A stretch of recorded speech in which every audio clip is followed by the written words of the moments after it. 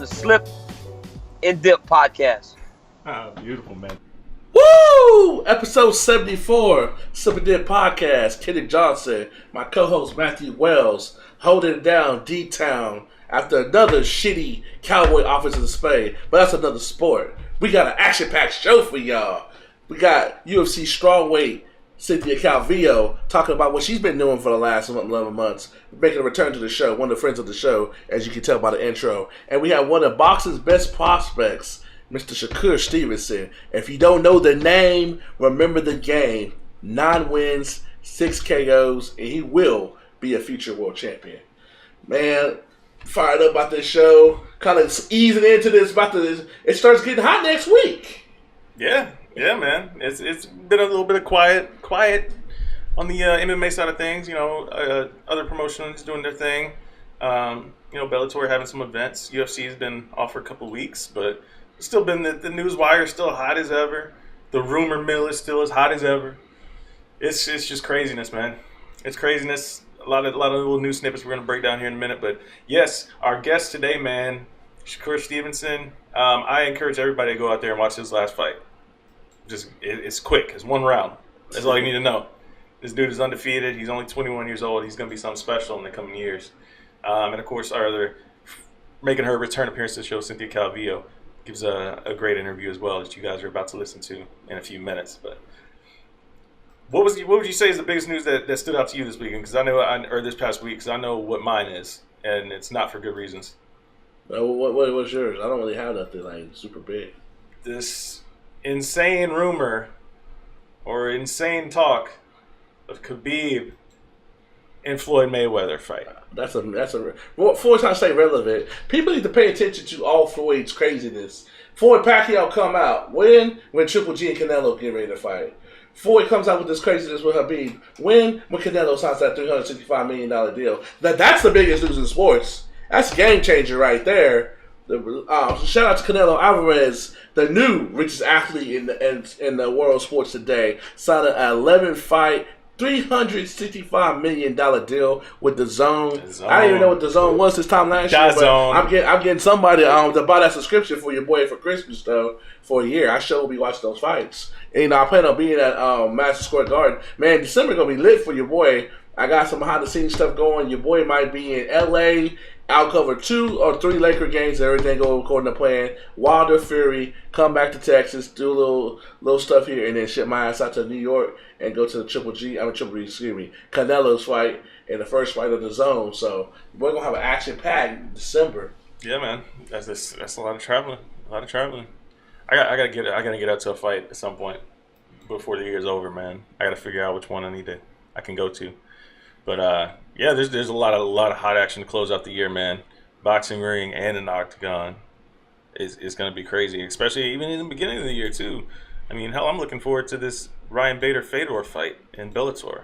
Young man wins easy. I think Fedor gets show why the game has changed. So I agree. I still want to see it happen.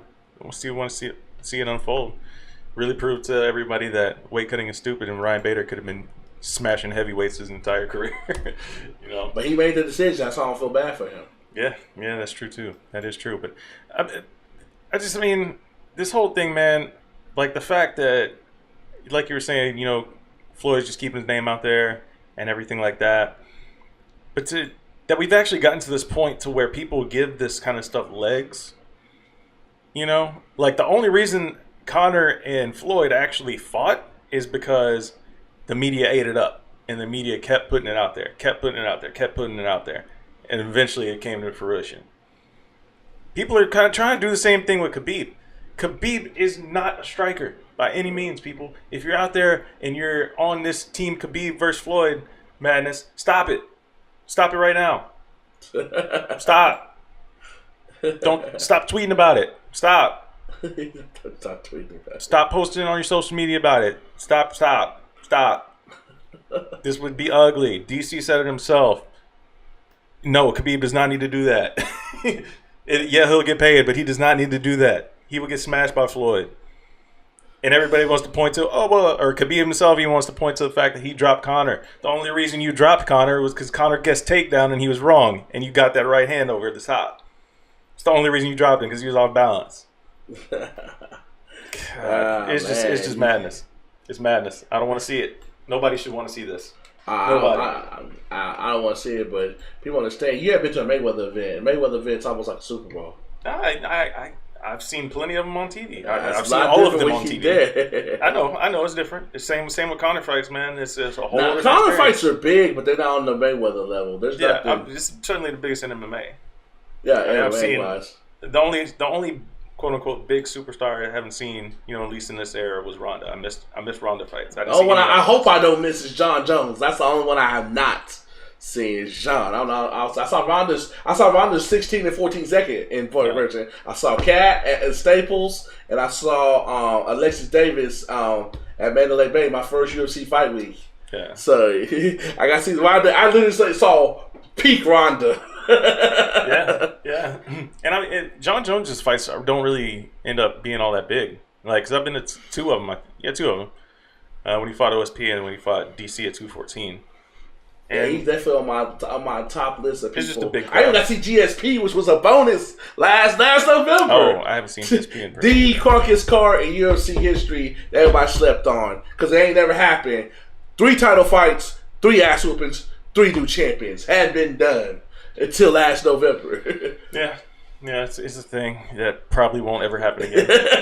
But I mean, just the fact that you put 3 title fights on the card is just silly to begin with. But those were like other than GSP and Bisping, those were like classic fights. Yeah. For everybody, those fighters involved, that's career defining fights. Yeah, for sure. Bisping, Doug Rose. greatest call, one of the greatest calls ever in the octagon, right there. Everybody was doing how you got the give back person in basketball. Everybody was doing the give back on ringside, and I just remember one of my people that's in Ronda Rousey's team. He hits me up, man. JJ getting knocked out. It's Wednesday. What the hell are you talking about? Saturday night. Bling! Boy, I put up $400 on that fight. I'm about to cash out. What you think? He told me. Yeah. It was You gotta go to MSG, man. I will. I'll try to gotta see a next fight year. MSG, boxing or MMA. It's that atmosphere. It just kind of like breeds fight on fight night. Yeah, there's something to that. It really is. I was there for the Conor one. That whole week was just nuts. That was an epic week, but that was a Conor week. Yeah. Last week, the week was actually bumped. Like, what the hell? So fight night, man, something happened tonight, and you got three new titles. So it's like fight night on the actual day. It's like boom. Well, in Vegas, it's always the same vibe, regardless if it's a big match or not. It's gonna have some buzz because it's Vegas and you're on the Strip. Yeah. If you're a real MMA fan, you got to go to see a UFC fight in Las Vegas. They do a top line show. Besides all the bullshit behind the scenes, the product is top notch on the Strip. Absolutely. And afterwards, you will get to hang out on the Strip that night. Regardless of what you're doing or who you're doing, you're going to be on the Strip doing something after the fight. Regardless of who wins. That's the best thing about fights in Vegas. Yeah. I mean... Yeah, exactly. Like you're in freaking Disneyland for adults. There's always something going on in Vegas, no matter what. No matter what. Yeah, UFC 230, man. So is headlined by DC and versus Derek Lewis, and it's seeing its share of things go awry. Does it go 1 or 2 rounds? The main event. Yeah, it does. Is it gonna go 1 or 2 rounds? I think it does, and it depends on if DC tastes Derek Lewis's power early.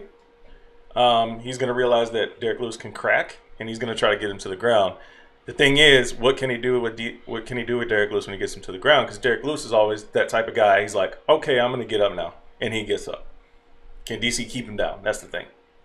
DC keeps everybody down. DC can crack too, man. People are underestimating. Like, I don't see how he has more power at heavyweight than he do light heavyweight. That's crazy to me. Because he got more power. You don't have to cut weight. Your body is at full power. You're not drained from a stupid weight cut, and you have more power because you're carrying more body weight.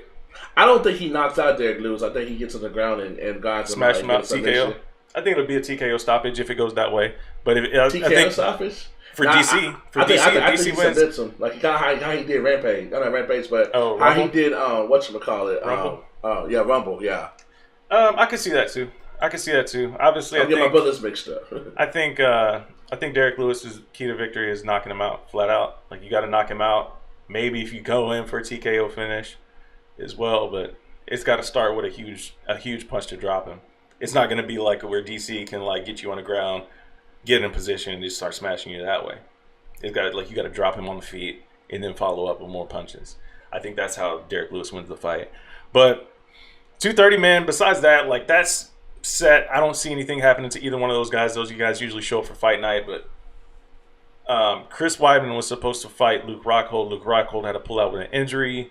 Jacare stepped in for Chris Weidman, or for Luke Rockhold, and he's facing Chris Weidman now. And then, of course, that left Jacare and David Branch. Leaves David Branch without a fight, but now David Branch gets Jared Cannonier. So a lot of shuffling going on for this card, and apparently there's a lot of seats left too. It's kind of unfortunate, but it is what it is. State of the UFC and their pay-per-views, man, their prices too are kind of high for that event, I believe. But that Toronto card, though, that Toronto card is fire. Shevchenko, Jędrzejczyk, Holloway, I Ortega. say if Joanna upsets Valentina, Joanna rides into the sunset. Ain't nothing else she need to do. Yeah, that's true. She's already kind of had one foot out the door anyway. Yeah, I can see her putting the performance of a lifetime and getting out of Dodge. Yeah. Man, there's so many good fights coming up. So many good fights coming up to close out the year, man. I'm excited. I'm excited about all of it. Hopefully they all go off without a hitch. No more injuries, please. I'm going to pause the game and turn off injuries real quick. Off the game. All right. Turn off injuries. We're good. We're good. I've done it, people. We're good for the rest of the year. Everything's going to go off without a hitch. I'm going to say turn off the game. Pause Yeah. it. That's what it is, man. Let's get into these interviews, man. Shakur Stevenson will be up first for you guys. Please, like I said, go check out this man's latest fight. It's on YouTube. I watched it, it's just incredible what this dude does. Right hook from hell. He's a young cat. He's going to be special. He's getting his man strength he talks about. His man strength. You got your man hook, Coach Klein. And, of course, Miss Cynthia Calvillo will be up after that as well. Good friend of the show. And she returns as she prepares to return to the octagon after her USADA suspension for marijuana. But is what it is. Episode 74 in the books, guys. Please subscribe to us on YouTube. Share with your friends. Check out previous episodes, all that good stuff as well. iTunes, please subscribe there and leave reviews as well. Just a couple of free things to help us out and help us grow the show. And that's it. Anything else you got, Kendrick? Oh, man. Cool. That's it, guys. Enjoy the rest of the show, and we'll catch you guys next week. Peace. Right.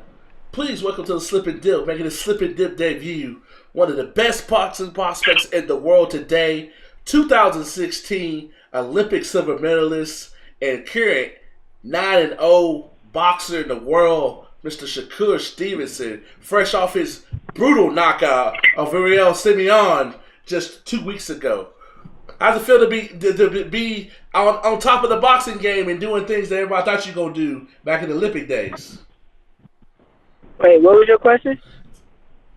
How's it feel to be on top of the boxing game and how people seeing your talents and seeing that you're doing what everybody thought you were going to do since your years in the amateurs as an Olympian? I mean, it feels good. I still feel like they don't respect it yet. Why is that, man? I saw that brutal knockout. Got about in the first round. I mean, you probably respect it. I still see some comments where it's like, this guy was off a 2-year layoff, and he really wasn't. He fought in 2017, but they saying he was 2 years layoff, and I don't know. They got mad excuses. So I see a lot of people not respecting me. What have you done over the last year, like this year, like since the beginning of the year? You've had 3 or 4 wins have been by knockout. So what have you been doing to get these people out of there? Because I remember when you first came in, they was like, "Oh, he's a good fighter, but he don't get people out of there." And you've been getting people out of there. So what you been doing to get people out of there? I'm talking about spectacularly. Ain't none of this little pity pad. You've been going to work, doing them body shots and them uppercuts. Nah, lately we've been doing a lot more strength and conditioning and camp, and I've been lifting some weights and doing push-ups and pull-ups. So lately I've been working on my power a lot, And like you said, out of my last 4 fights, 3 of them guys went out. And the fight that the guy did, I wasn't fully 100% healthy. So, I mean, we just been working on my power, and they've been showing lately. Yeah, I think especially like in that last fight, man. The last fight, like when you got him hurt early, like quick, and then like you just ramped up the pressure too. Has that been a focus lately too, of like making sure like when you see that blood in the water, like you just started attacking like even harder? Yeah, I think I've been surprising myself with that lately too. I feel like if you watch my fight, once I get somebody hurt, I'll become a really good finisher.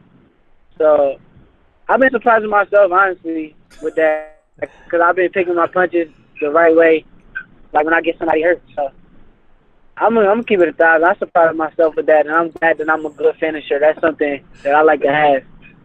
Yeah, I mean, we kind of noticed that too, especially like when you caught him with that right hook in the first time. Like you, like it was like you surprised yourself a little bit because when you walked away, you were like, "Ooh," like you knew that kind of hurt. Yeah, yeah. When I really walked away, it was it was one of them. Ooh, oh yeah, that did the.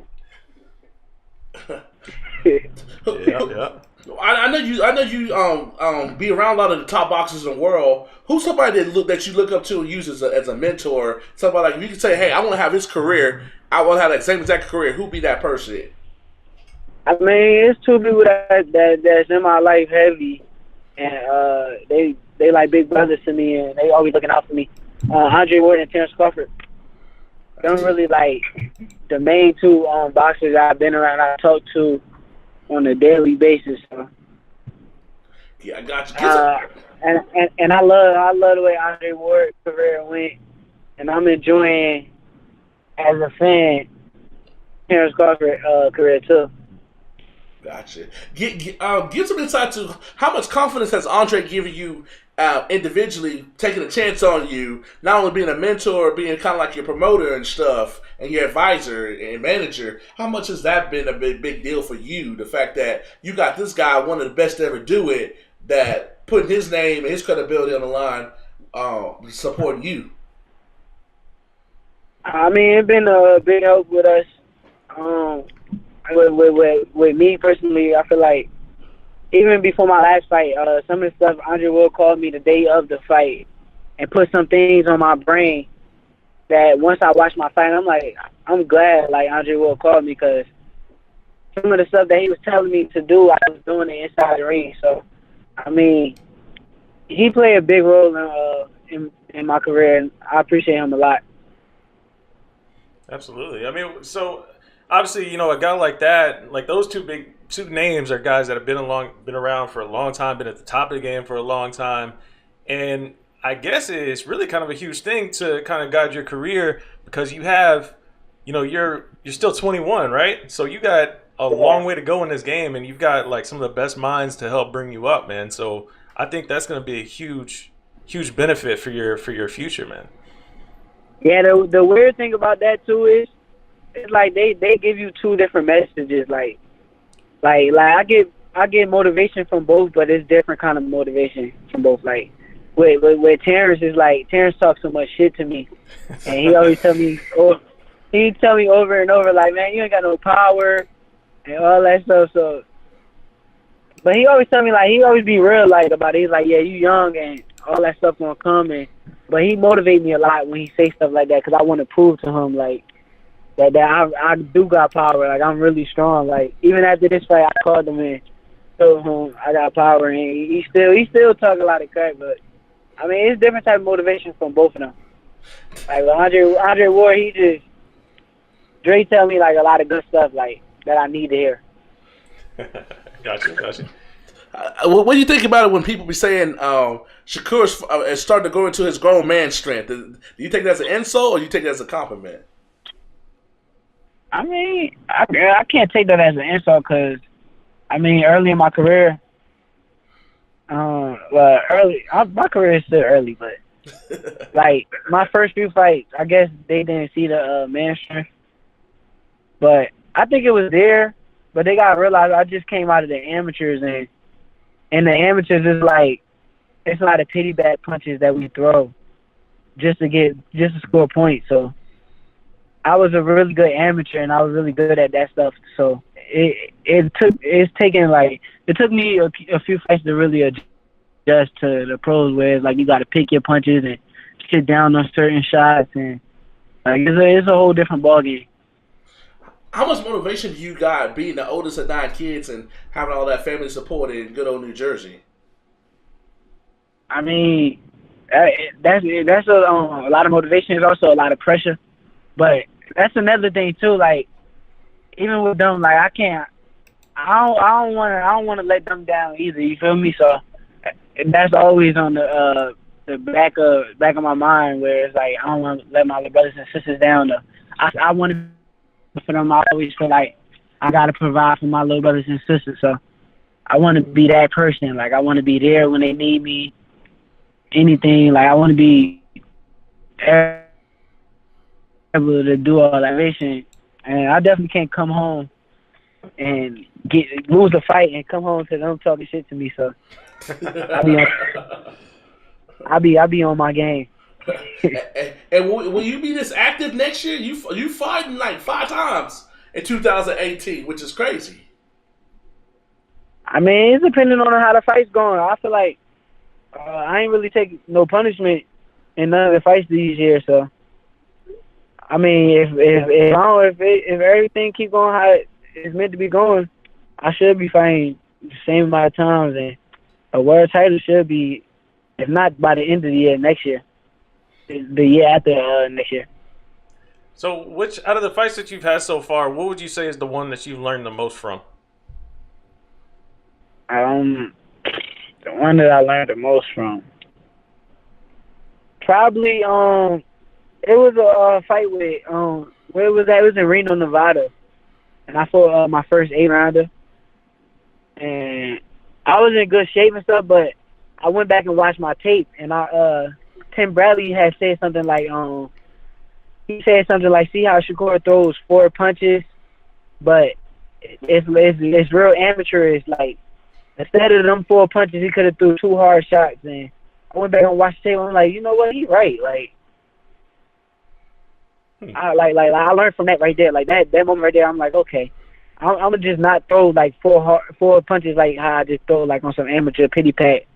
Quick, get my points off.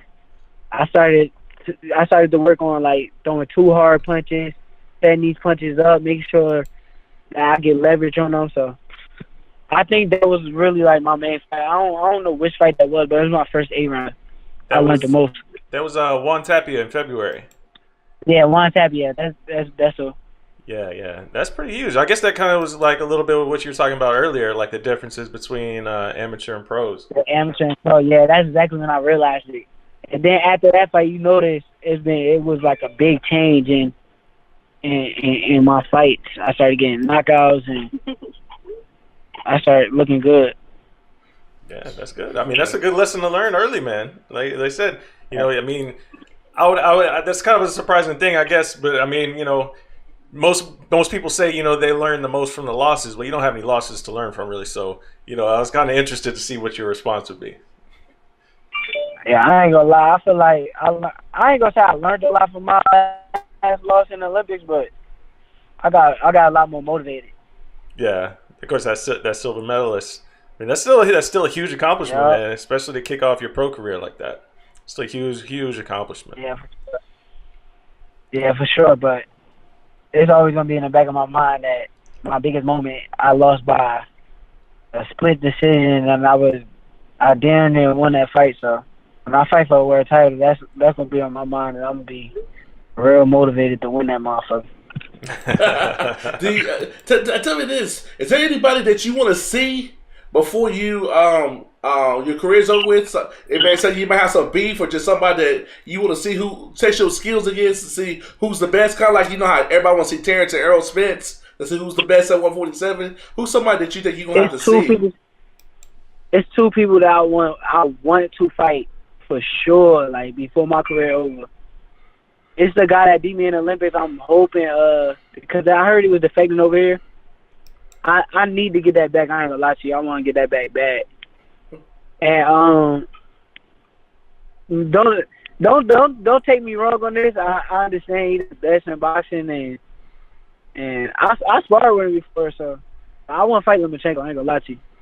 I ain't saying right now because that's not. I'm not ready for that right now. I guess that's what everybody would say. But I'm saying like before my career over, if he on top of his game still, and I get the where I want to be and I'll be on top of my game, I would love to fight Lomachenko. So say for instance, like about 4 years now, you'd be ideal. You be 25. You be getting your prime. That'd be a good chance to go get him. Maybe even 24. So he's definitely in your sights for real.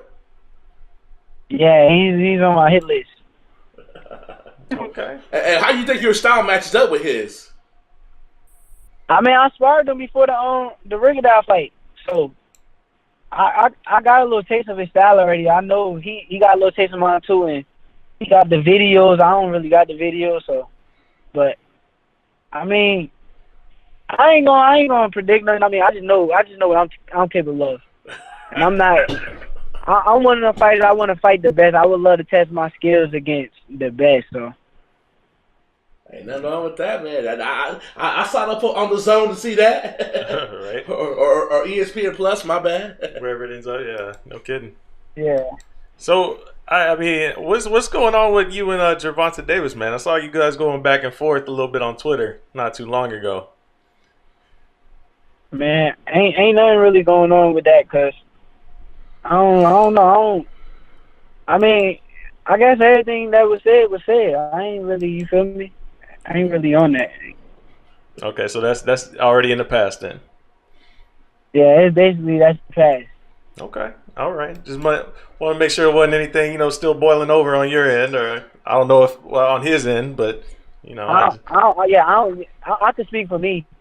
I don't know about on his end, but I know I ain't really got no hard feelings against him. I still want to see him win. I want to. I feel like he's young black and I'm a young black, and we both come from the struggle, so I want to see him win, and I want to see him take over boxing also. So ain't no really hard feelings on my end.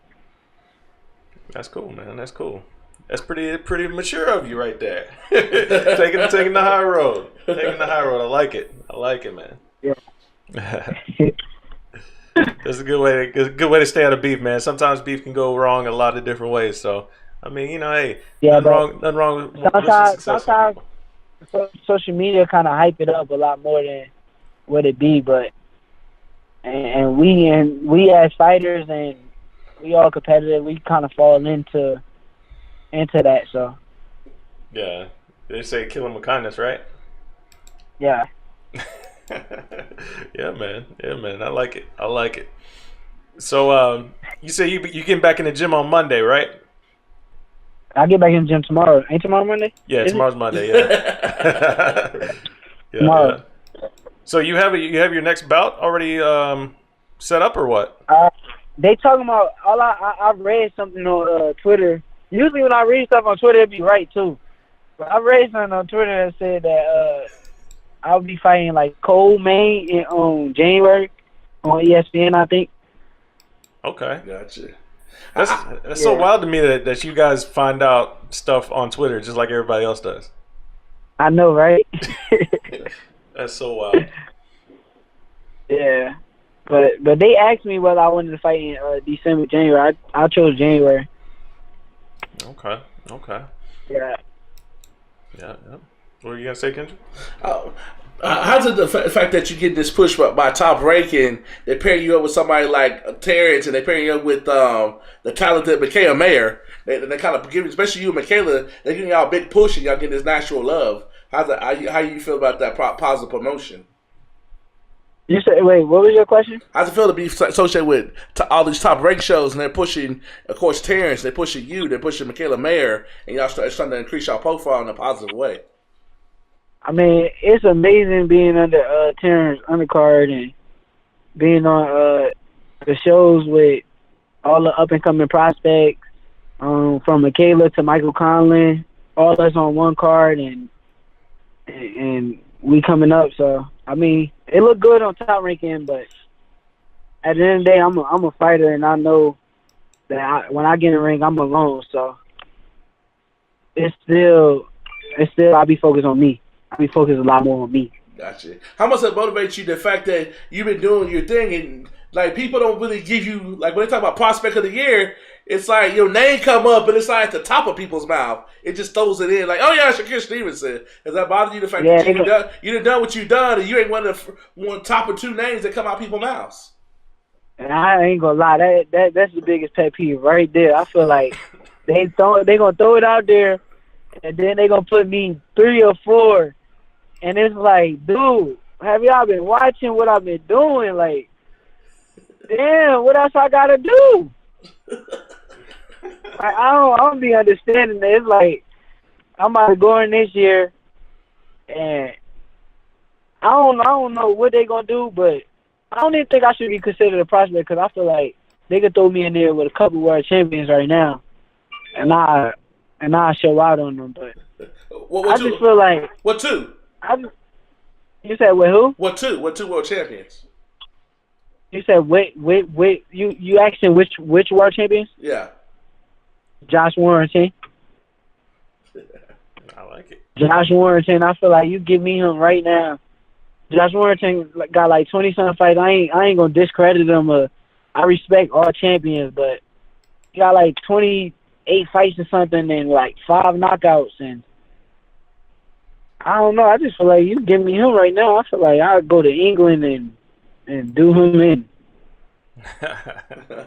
But I just feel like they wrong. They wrong. I feel like they know they wrong.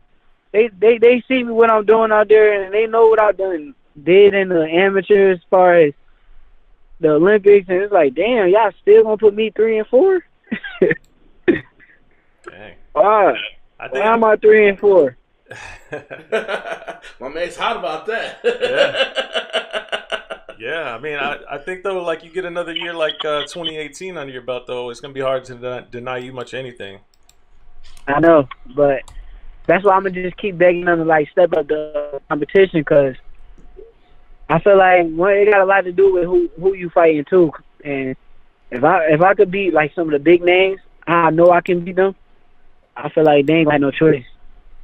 Yeah. Are you happy with the caliber of opponents you've fought so far? Yeah, for sure.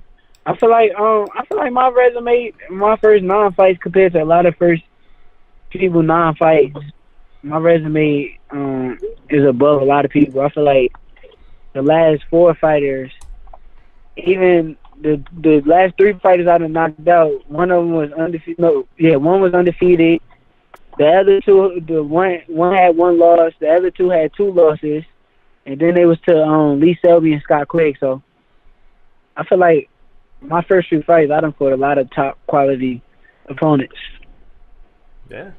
I mean, I would agree, man. I would agree, and of course that world title is in your near future. I would imagine. But before we get you out of here, man, I see you're a Thunder fan. How long has this been? Are you a lifelong Thunder fan, or like what's going on? When did you jump on? I mean, I started like in the Thunder in like 2013. Okay. And I really, for real, I really was like a big KD fan. I got you. Yeah. For real. Yeah. But even once like KD left, it was on some like, I can't just go be no Warriors fan after KD went to the Warriors. I don't know. I couldn't really do that. So I became a big Russell Westbrook fan. Yeah, I mean, it's hard not to be a fan of him. Ah, that's crazy, man. I cover the NBA. I'm going to be out there this week when they play Boston. Yeah, we just lost today, too. But for real, I ain't going to lie. My favorite player right now might be Kawhi Leonard. You like that silent assassin? I like Kawhi Leonard. I feel like he another person who don't get as much credit as he should, and dude is like good on the defense and offense. He can play both parts, and he played like real good. So yeah, he just gets out. He just goes out there and gets after it, man. He don't say nothing. He just goes out there. Ball goes up. He's playing hard from beginning to end. And I don't understand why he always got to be like another person 3 or 4. Like, come on, man. Yeah, that's because he's so quiet. I think that's what it is. If you went out there and start talking some trash, man, people would always like. That's how it works. That's how it works, man. Not only Not only in Yeah, the you're right, boxing though. game, that carries over into every sport, though.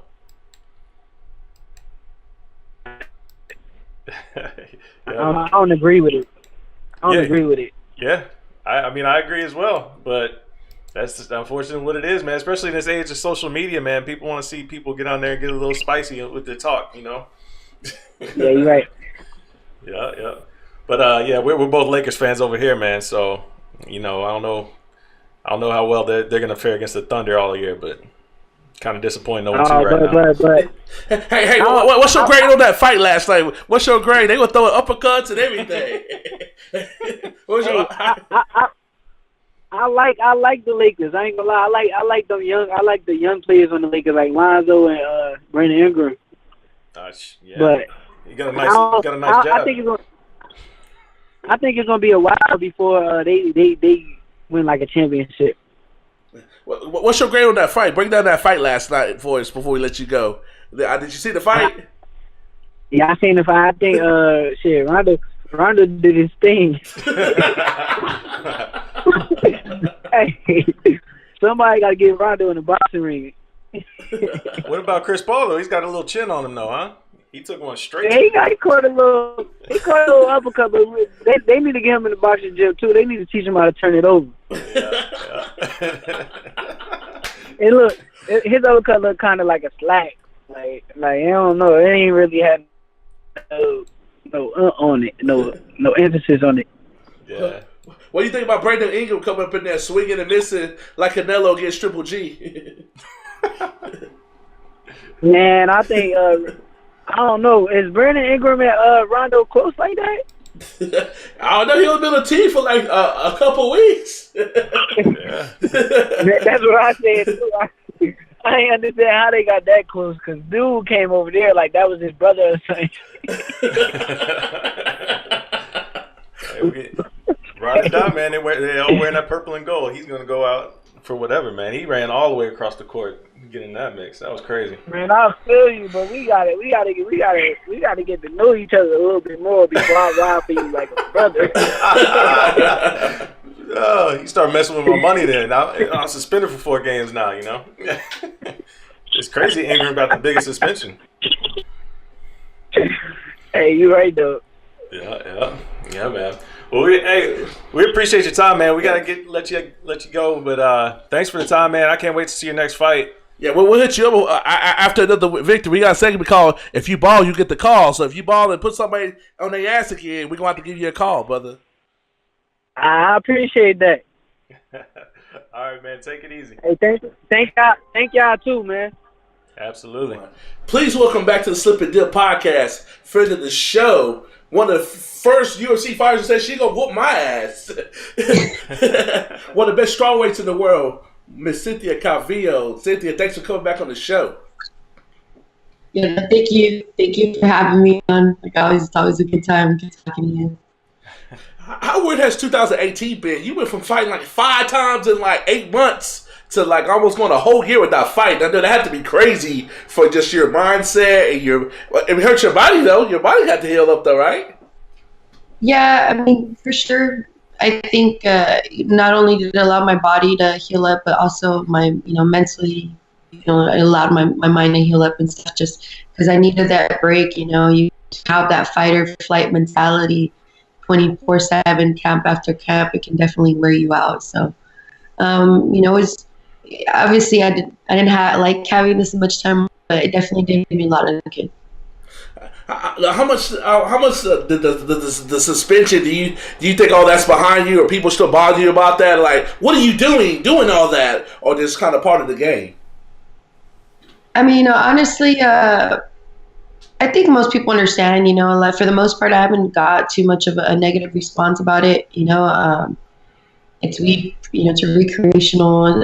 I use it a lot for sleep. A lot of people knew. You've seen you as well. So I was following the rules. It was just unfortunate. I'm hoping that eventually that's taken off. You just still deal with a few negative comments here and there, but it doesn't matter. I'm putting it behind me. And, as soon as I get back to the top, that people forget about it real quick. When you're winning, people want to be on top. They want to be on your side. When you're losing or something happens, everybody wants to poke the bear. So, kick a dog when it's down. So, I'm not tripping. I know how this whole thing works. And of course, with that time off, like you kind of mentioned, having that opportunity to heal up. I mean, getting ready for another fight though, like are there any type of, I guess, butterflies getting ready to get back in there? You're like, oh wow, this. I finally get to get back in there. It's been so long, Is any of that going on at all? Yeah, no, I'm excited to feel those feelings again and embrace them. It was a similar feeling the first time when I had to make my pro debut because I had to wait about 3 years before I could because I was injured. So like I was very active as an amateur, and so I got used to the butterflies, and then boom, I got injured. I couldn't compete for 3 years, so then I had to make my pro debut, and I was just like, man, I remember those butterflies. It was definitely an emotional time. And it was the same thing as like when I made my UFC debut. I'm looking forward to it. I know there's definitely gonna be some butterflies in there, but it makes it all exciting. And I think I actually shine a lot better under those circumstances. Here's a two-part question, Cynthia. One, would you ever move up to 125? And two, how much do you think the landscape of your division has changed since you've been off the last 11 months? Honestly, I don't even think that it's changed up too much the division as far as the strawweight. It's still the same mix. I mean, the biggest change that came was, Rose that obviously defeated and continuing to be the champion. No, we lost you there. You still there? So it's a little bit of a mix, but not too much of a change. Still the same girls that are in there when I was, when I got suspended. So I'm looking to fight, all the same girls over there. And then as far as the flyweight division, yeah, I'm definitely open to that. I've fought in the flyweight division before I started fighting at 135, then went down to 125, now fighting at 115. I definitely want to do that, but I got to take over the strawweight division first, and then I can move up to 25s. So will there be any making up for lost time, I guess, in the next coming year? You're going to try to get in there more and more just to kind of make up for lost time and get your name back out there again? Of course. I want to fight. I want to get back in there and, show people that I belong there. I belong in the top 10 just where, I left off. So I'm excited to get back and hopefully get that win and get back into that title contention. It was in last year. I was number 6, so talks about that was very close.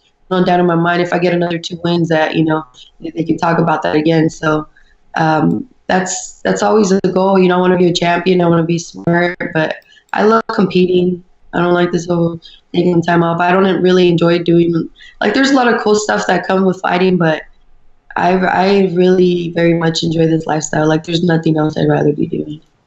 So no more Cheesecake Factory for you? Yeah, not unless I'm smaller to eat, but. Does that motivate you knowing that you didn't come up? You kind of like you came up the MMA equivalent of coming from the streets, basically. So do you stay motivated because of that?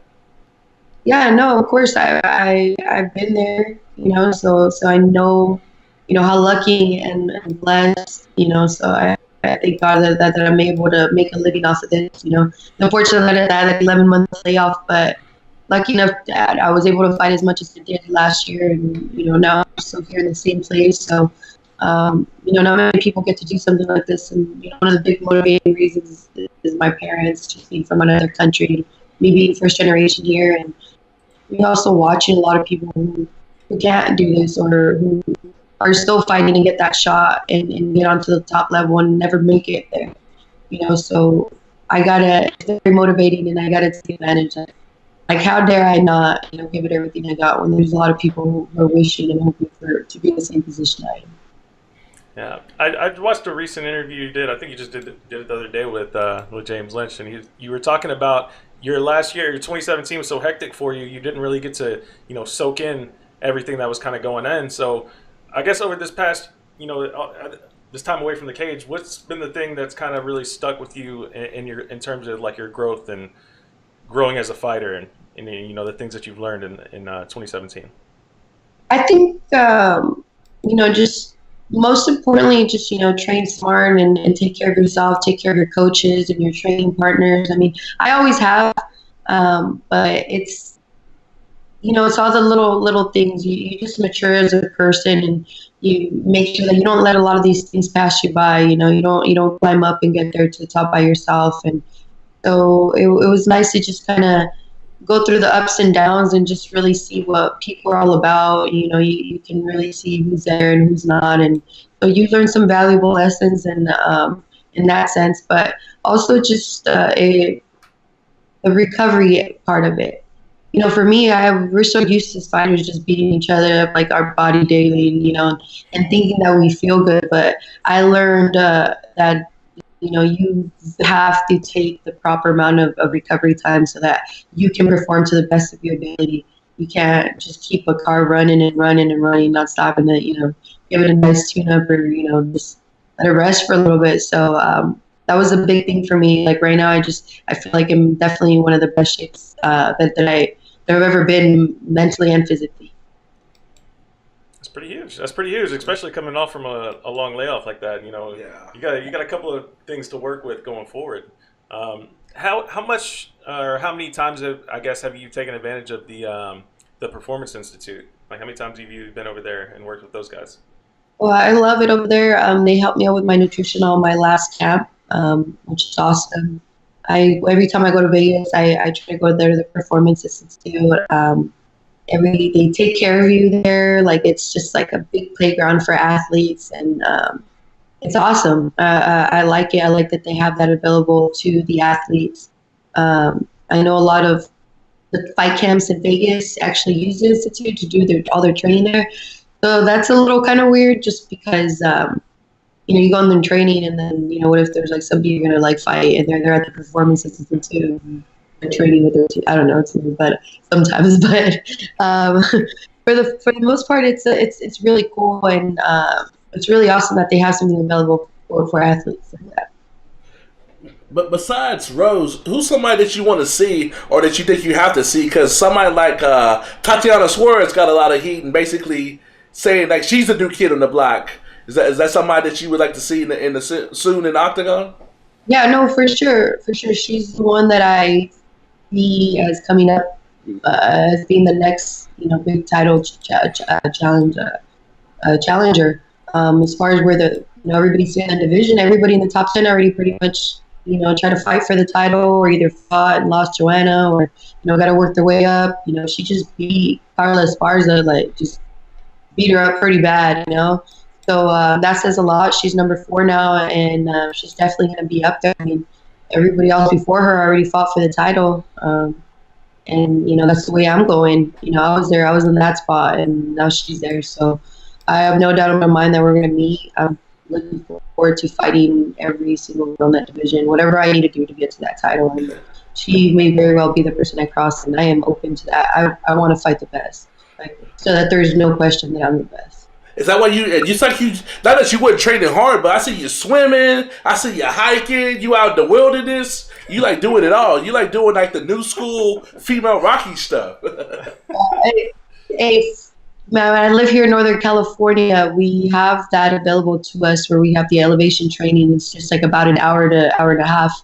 We got the best weather here. I was like, how could I not take advantage of that? Like, especially being a full-time athlete, and this is here, I'm gonna do everything to perform and to the best of my ability. I think the nature has some healing powers. I think it's very important for athletes to go out there if they can apply that to their training camp, just to get a little bit break from the mats and stuff, and you feel a little bit grounded and just kind of breathing that good air.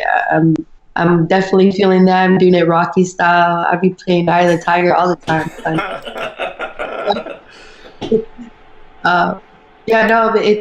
I'm doing everything I can to be the best, be a professional, be a true professional athlete. Yeah, very cool, very cool. How important is it though, to keep things going differently, to not get in that same routine to where it starts to get boring for you? Is that part of the focus of doing so many different things, to make sure it's like fresh and while still engaging in physical activities? Yeah, 100%. I mean, it's mixed martial arts is such a beautiful thing. There's so many aspects to it. So it's like I don't have to. It's not just like where I have to do like if I do boxing, I have to just practice boxing. I mean, I'm sure people. It's still awesome. There's people who their passion is boxing. They get to do it every day. But with mixed martial arts, I mean, I get to break it down. I get a little bit of everything every week. So for me, like the weeks pass by, like if you think about it, if you have an 8-week camp and say you get to spar only once a week, that's like 8 sparring sessions. If you have jiu-jitsu twice a week, okay, that's 18 that's 16 jiu-jitsu classes that you have. So it's just like every if you really break it down and it's crazy how much stuff you got to do to get prepared for these fights, but I never get bored. I love everything. I feel like I'm always learning. There's always something. And how much has another friend of the show, Justin Buckholz, how big an impact has he had on your career since he's that man in your corner and has your ear? I mean, it's been amazing. I mean, honestly, I clicked in right away. He's a super passionate coach. He's got a ton of experience. He's corner champions. He's seen what it takes to get to that level, and he's changed me and motivated me always to become a better athlete. And I learned so much from him. Like he's definitely like a mad scientist when it comes to knowledge of MMA or boxing or anything of that like it. So I'm always just like quiet and just listening to whatever he has to say because he just knows a ton of stuff. But it's very, very lucky to be able to have a coach like him in my corner. That's awesome. Are you a believer in ring rust at all? To a certain extent, but it could be ring rust as in like somebody retired and they're not planning a fight, and then all of a sudden they want to get off the couch and come back and fight again, or they take some time off. But I don't want to take time off. So I've been training. I fight every fucking week, every day. When I'm training, on the mat, I strive to be the best fighter on the mat every single day. So I'm not gonna feel any ring rust. I think honestly, every time I get a little bit more excited, I feel like I finish the fights a lot faster. So if anything, I think it's just gonna be all bad for whoever I'm fighting. I don't think it's gonna be a thing for me necessarily, just because fighting's always been something that's like helped me out through life. Like I don't know what to do if I'm not training. Like I will get very bored and probably aggravated. How big a deal is it to get that finish when you get back in the cage in a couple weeks? No, honestly, I mean, I'm just excited to get in there. I think it's just gonna happen. Anytime I've always got in there and try to have a plan of how I'm gonna finish the fight in a certain way. I feel like I run in. I don't know. I just get an idea in my head, and if I don't get it done, you get a little bit more frustrated. So for me, I just get myself, my mind, and my body prepared for everything and anything. So whatever happens in there, I'm gonna be aware. I'm gonna be aware of, obviously taking into account of what our weaknesses, your strengths are, and I know what my weaknesses and my strengths are, whatever, and what I need to do. But I just need to be focused and be in the moment, from the first punch, and that's it. And I'm just excited to get in there. I think it's just gonna come out. Do you think it's gonna be any different fight in Argentina? And how's it cool the fact that they see you as one of the faces that they want to promote on their first trip to Argentina, the UFC's first trip?